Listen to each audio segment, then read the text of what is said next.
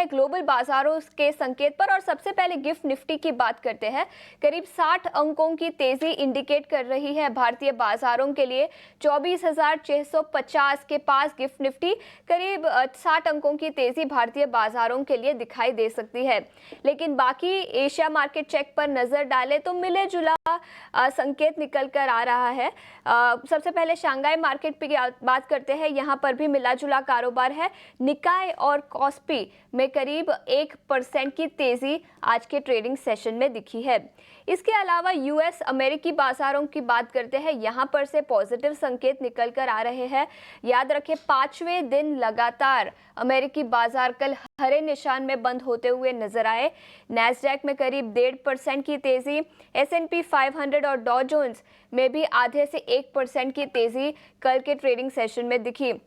कुछ रिसेशन के कंसर्न्स थे, फियर था कि शायद रिसेशन आ सकता है, लेकिन अब वो कमज़ोर होता हुआ नजर आ रहा है, जिसके चलते अमेरिकी बाजारों में कल के ट्रेडिंग सेशन में तेजी दिखी।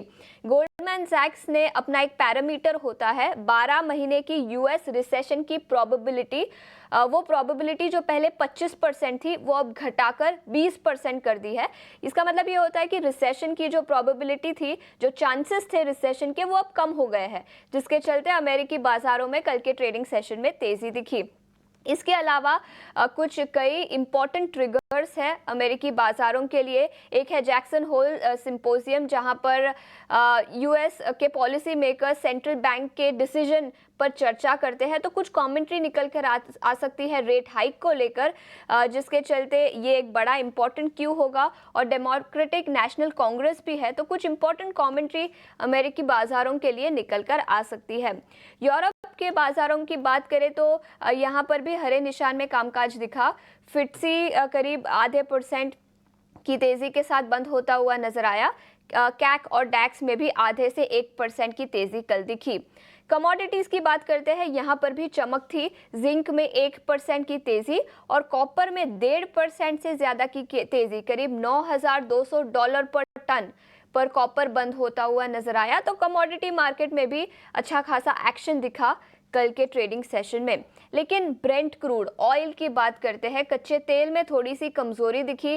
गाजा में कुछ जियोपॉलिटिकल टेंशन्स है, उसी के साथ चाइना में डिमांड भी कमजोर होती हुई नजर आ सकती है। तो कई सारे ट्रिगर्स हैं जिसके चलते कच्चे तेल में थोड़ी सी कमजोरी दिखी। करीब 2.5% की कमजोरी ब्रेंट क्रूड और 3% की कमजोरी WTI क्रूड पर दिखी। तो कच्चे तेल में थोड़ी सी कमजोरी थी।